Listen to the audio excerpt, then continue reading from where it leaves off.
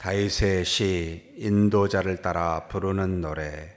다윗이 밧세바와 동침한 후 선지자 나단이 그에게 왔을 때, 하나님이여 주의 인자를 따라 내게 은혜를 베푸시며 주의 많은 공유를 따라 내 죄악을 지우소서. 나의 죄악을 맑게 씻으시며 나의 죄를 깨끗이 제하소서. 물은 나는 내 죄가를 아오니 내 죄가 항상 내 앞에 있나이다. 내가 주께만 범죄하여 주의 목전에 악을 행하였사오니 주께서 말씀하실 때 의로우시다 하고 주께서 심판하실 때 순전하시다 하리이다. 내가 죄악 중에서 출생하였으며 어머니가 죄 중에서 나를 잉태하였나이다. 보소서, 주께서는 중심이 진실함을 원하시오니 내게 지혜를 은밀히 가르치시리이다. 우슬초로 나를 정결하게 하소서. 내가 정하리이다. 나의 죄를 씻어주소서. 내가 눈보다 희리이다. 내게 즐겁고 기쁜 소리를 들려주시사 주께서 꺾으신 뼈들도 즐거워하게 하소서. 주의 얼굴을 내 죄에서 돌이키시고 내 모든 죄악을 지워 주소서. 하나님이여 내 속에 정한 마음을 창조하시고 내 안에 정직한 영을 새롭게 하소서. 나를 주 앞에서 쫓아내지 마시며 주의 성령을 내게서 거두지 마소서. 주의 구원의 즐거움을 내게 회복시켜 주시고 자원하는 심령을 주사 나를 붙드소서. 그리하면 내가 범죄자에게 주의 도를 가르치리니 죄인들이 주께 돌아오리이다. 하나님이여 나의 구원의 하나님이여 피 흘린 죄에서 나를 건지소서. 내가 주의 의를 높이 노래하리이다. 주여 내 입술을 열어 주소서. 내 입이 주를 찬송하여 전파리이다. 주께서는 제사를 기뻐하지 아니하시나니 그렇지 아니하면 내가 드렸을 것이라. 주는 번제를 기뻐하지 아니하시나이다. 하나님께서 구하시는 제사는 상한 심령이라. 하나님이여 상하고 통이하는 마음을 주께서 멸시하지 아니하시리이다. 주의 은택으로 시온의 선을 행하시고 예루살렘 성을 쌓으소서. 그때 주께서 의로운 제사와 번제와 온전한 번제를 기뻐하시리니 그때 그들이 수소를 주의 제단에 드리리이다. 아멘. 시편 51편은 제목에 나와 있듯이 저자가 다윗이고 언제 쓰여졌는 것까지 아주 상세하게 기록되어 있습니다. 다윗이 밧세바와 동침한 후 선지자 나단이 그에게 왔을 때라고 나와 있습니다. 그래서 다른 시편에 비해서 이 51편은 너무나도 그 배경을 잘 알고 그리고 어떤 심정으로 하나님 앞에 회개하고 있는지가 잘 나타나 있습니다. 그래서 51편을 대부분이 다 회개의 시편이라 하나님 앞에 죄를 지었을 때 이와 같은 마음으로 이와 같은 내용으로 기도하며 회개하는 것이 맞다라고 해서 참 유명한 회개의 시편이다 그렇게 알려지고 있습니다. 크게 보면은 세 가지 부분으로 나와 있습니다. 다윗이 밧세바와 동침한 후 선지자 나단이 그에게 왔을 때 이제 책망하는 내용이 사무엘하 11장은 밧세바와 동침한 사건이 나와 있고 사무엘하 12장은 나단이 그에게 그 죄를 깨우치게 합니다. 이 나단이 다윗에게 왔었을 때 이런 예화를 들게 됩니다. 한 가난한 사람이 있고 한 부자가 있었습니다. 부자는 정말 많은 가축을 가지고 있었습니다. 헤아릴 수 없을 만큼. 그런데 한 가난한 사람은 암양 새끼 한 마리만 가지고 있는 유일한 재산이어서 그 암양을 자신의 자식들과 함께 키울 만큼 굉장히 아꼈던 양이었는데 부자가 자기 집에 행인이 찾아왔을 때 자신의 가축을 가지고 대접한 것이 아니라 이 가난한 자의 암양을 빼앗아서 대접하였을 때 왕이시여 당신은 어떻게 할 겁니까? 라고 물었을 때 다윗이 화를 내면서 그 자는 당장 죽여야 되고 그리고 그 암양의 4배를 갚아 주어야 된다라고 할 때 나단이 바로 당신입니다 라고 해서 밧세바를 우리아에서 빼앗은 그와 같은 죄에 대해서 깨닫게 하고 그 깨달음을 안 다윗이 이제 엎어져서 이와 같은 시를 지었지 않았을까라고 보이는데 이 세 편에는 3가지 형태의 모습으로 하나님 앞에 죄의 고백하는 것이 나타납니다. 1절에서부터 5절까지 죄 중에 있는 자신을 고백하게 됩니다. 항상 자신 앞에 죄가 있고 떠나지 아니하고 심지어 자신은 죄악 중에 출생하였고 죄 중에 나를 어머니가 잉태했다라고 할 정도로 자신의 죄 하나만을 이야기하는 게 아니고 수없는 죄, 그 다음에 죄 중에 있는 자신, 죄악 중에 태어난 자신임을 고백하여 자신의 죄를, 그러니까 죄인임을 하나님 앞에 드러내는 부분이 1절에서 5절이라 볼 수 있습니다. 6절에서 11절은 그러한 자신의 죄인인 자신을 하나님께서 정결케 하사 구원의 즐거움으로 회복시켜 달라고 다시 예전에 가졌던 하나님을 그렇게 감사와 기쁨으로 찬양할 수 있게 해달라고 자신을 주 앞에서 쫓아내지 마시고 주의 성령을 자신에게서 거두지 말라고 참 아픈 마음 통의하며 하나님 앞에 기도하고 있습니다. 그리고 난 다음에 13절에서 19절 말씀까지 자신의 죄에서 구원하실 하나님께 감사 찬송하고 있습니다. 반드시 자신의 죄를 돌이키게 하사 구원하사 하심으로 자신의 입술을 열어 주를 찬송하고 그렇게 나아갈 것이다 라고 말합니다. 사랑하는 성도 여러분, 사실 다윗과 같이 죄의 종류가 좀 다를 뿐이지 우리는 그런 죄를 짓고 있지 않습니까? 참 우리는 살다 보면 여러 환경에서 특별히 사람들로 말미암아 상처를 받고 상처를 주기도 하면서 우리는 죄를 짓고 있습니다. 많은 죄가 우리의 타락한 본성으로부터 우리 인간의 타락한 본성으로부터 나오고 그리고 그로 말미암은 이 죄로 말미암은 그러니까 값이 사망인데 하나님과 단절됨이죠. 이 주변의 세상이 하나님과 단절된 상태의 문화로 그렇게 이어가기 때문에 그 속에 사는 우리는 우리가 원하든 원하지 않든 많은 죄를 짓게 되고 그로 인한 아픔과 고통을 당하게 됩니다. 이럴 때마다 우리는 어떤 자세를 가져야 됩니까? 놀랍게도 나는 의인입니다. 나는 죄가 없습니다. 라고 하는 사람일수록 하나님과 거리가 멀어져 있습니다. 우리는 사람을 바라보고 사람과 더불어 비교하면 반드시 자신은 그 사람보다 더 의인이라고 주장하게 되어 있습니다. 그래서 그런 마음의 자세를 우리는 성경의 시편이나 특별히 잠언에서 많이 이야기하죠. 교만한 자라고 자신을 모르는 자라 하나님을 모르는 자라는 겁니다. 그런데 놀랍게도 하나님과 가까이 가면 갈수록 사람은 안 보이고 자신이 잘 보입니다. 자신의 죄가 잘 보입니다. 그래서 하나님과 가까운 사람일수록 항상 죄인임을 깨닫고 누군가 비교하지 않습니다. 하나님과 자신 속에서 하나님 앞에 쓸 수 없는 자신을 깨닫게 되기 때문에 그래서 누구의 이름을 드러내거나 또는 누구와 더불어 자신의 죄를 비교하지 않습니다. 그렇게 할 만한 자신의 자격이 되지 않음을 하나님 앞에 그렇게 쓸 수 없는 자신임을 깨닫기 때문에 그래서 우리는 자신이 얼마만큼 하나님과 가까이 있습니까? 라는 것을 그와 같은 것으로 측정해 볼 수가 있습니다. 나는 오직 다른 것과 비교하지 아니하고 하나님 앞에만 서 있는 건가? 하나님과 가까이 있는 사람은 사람이 보이지 않는데 하나님은 있어요. 그런데 하나님이 멀리 계신다고 생각하여 그렇게 된 사람은 자꾸 주변의 환경과 사람과 사람의 말이 들립니다.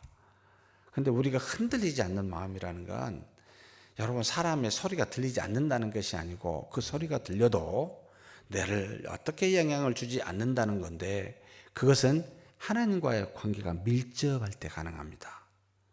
다윗은 참 감사하게도 하나님 앞에 나아가 회개할 수 있는 주변의 선지자와 같은 사람이 있었고, 그 선지자의 말을 즉각 듣고 이와 같이 하나님 앞에 자복하여 회개하는 참 가난한 심령을 가졌구나라는 생각을 하게 합니다.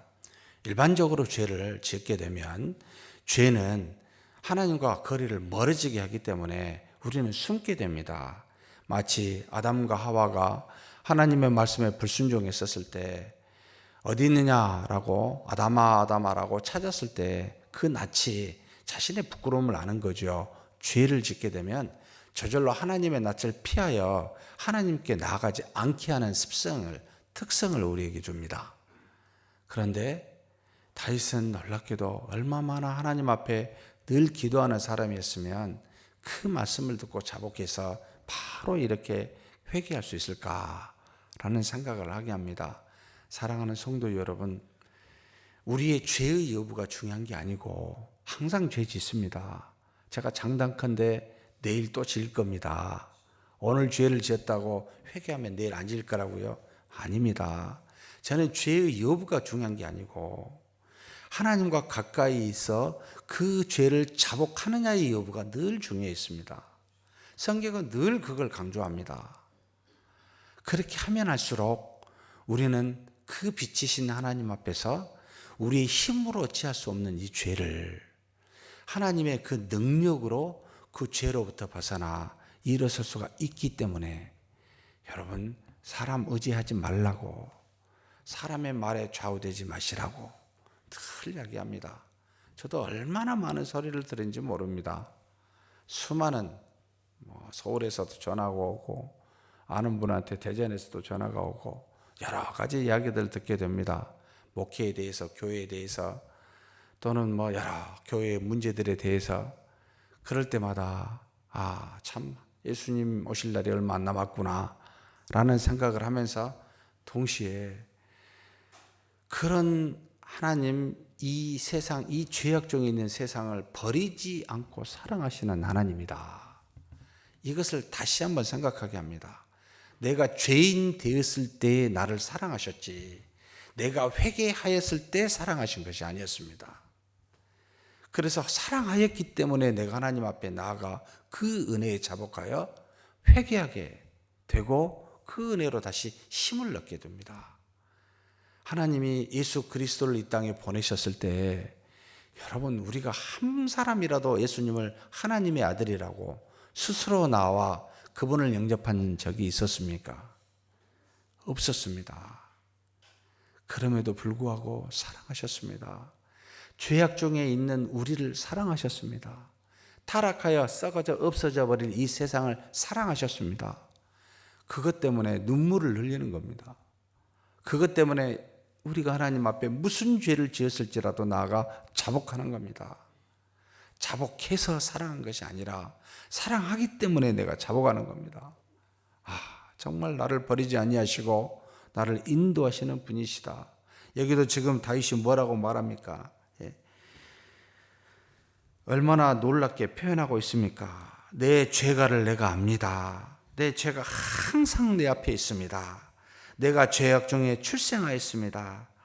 어머니가 죄 중에 나를 잉태하였습니다. 그러면서 또 무슨 말을 하고 있습니까? 하나님의 10절입니다. 나에게 청한 마음을 창조하시고 내 안에 정직한 영을 새롭게 하소서. 얼마나 큰 죄입니까? 한 사람을 죽이고 그 사람의 아내를 빼앗았으니 모를 리 없어요. 하나님 앞에 늘 기도했던 다윗이었기에 그를 모를 리가 없어요. 그래서 나단에 그렇게 가르쳤을 때 그는 주체하지 아니하고 하나님 앞에 이렇게 기도하고 눈물이 침상을 띄울 만큼 밤마다 고통하며 회개했노라고 또 다른 시편에 고백한 것과 같이 다윗은 아는 겁니다. 그러면서 하나님 앞에 뭘 말합니까? 11절입니다. 주 앞에서 나를 쫓아내지 마시며 주의 성령을 내게서 거두지 마소서. 지금 정말로 하나님에 가시고 자신을 쫓아낼까 봐 말한 게 아니고 자신이 죄악종으로 말미암아 스스로 그렇게 떨어져 나갑니다. 우리가 하나님은 가만히 계시는데 우리가 참지 못해서 하나님으로 낯을 피하기 때문에 그렇지요. 그런데 무슨 이야기를 12절에 합니까? 주의 구원의 즐거움을 내게 회복시켜 주시고 자원하는, 여기는 관대한이라는 표현인데, 관대한 심령을 주사 나를 붙드소서. 나에게 정직한 마음과 관대한 영으로 하나님 앞에 나가게 해달라고 다시 그는 무릎 꿇고 간절히 기도합니다. 그런 하나님께서 어떻게 하시겠습니까? 13, 14, 15절에 보면은 하나님은 의로우신 하나님이라 회개하는 우리를 돌이키시고 인도하사 그 하나님 앞에 찬송한다고 말합니다. 14절에 보면 구원의 하나님께 내 혀가 주의 은혜를 노래하리이다. 하나님은 구원의 하나님이십니다. 내 입술을 열어 주를 찬송하며 그분을 전파하겠다고 그는 고백합니다. 그러면서 주께서는 무엇을 기뻐하지 않고 무엇을 기뻐한다고요? 제사를 기뻐하지 아니하고 번제를 기뻐하지 아니하고 17절에 하나님께서 구하시는 제사는 뭐라고요? 상한 심령이라. 그런데 우리가 어제 50편을 봤죠? 하나님은 어떤 제사를 기뻐하신다고 이야기합니까? 50편에 14절하고 23절에 이렇게 나옵니다. 14절에 보면 감사로 하나님께 제사를 드리며 지존하신 이에게 내 소원을 갚으며, 그리고 23절에 감사로 제사를 드리는 자가 나를 영화롭게 하나니. 하나님께서 받으실 만한 제사가 두 가지가 나오죠. 첫 번째는 뭐요? 감사. 두 번째는 상한 심령. 완전 반대입니다. 뭘 원하시는 겁니까? 이렇게 지금 묻지 않을 수가 없죠. 여러분, 감사가 먼저일까요? 상한 심령이 먼저일까요? 감사는 좋아하시지만 상한 심령은 별로 안 좋아하시죠. 그래서 많은 교회의 단이 감사만 이야기합니다. 죄를 회개하십시오. 상한 심령으로 통회하십시오는 별로 안 좋아합니다. 그런데 감사는 언제 나온다고요? 51편 우리가 읽은 17, 18, 19절에 보면은 하나님께서 구하시는 제사는 상한 심령이라 하나님이여 상하고 통회하는 마음을 주께서 멸시하지 아니하시리이다. 주의 은택으로 시온의 성을 향하시고 예루살렘 성을 쌓으소서. 그때 주께서 의로운 제사와 번제와 온전한 번제를 기뻐하시리니 그때 그들이 수소를 주의 제단에 드리이다. 19절은 감사의 제사로 드리는 겁니다. 그러면 18절은 통회하는 마음으로 상한 심령으로 회개하라는 거죠. 우리는 진정한 감사와 기쁨은 뭐에서 나와요? 회개에서 나옵니다. 죄를 돌이키는 회개에서 나옵니다. 회개하지 아니하고 감사해 보십시오. 되나? 안 됩니다. 이게 감사로 제사를 드리는 걸 기뻐하신 줄 아는데 우리가 안 되는 거예요. 그게요.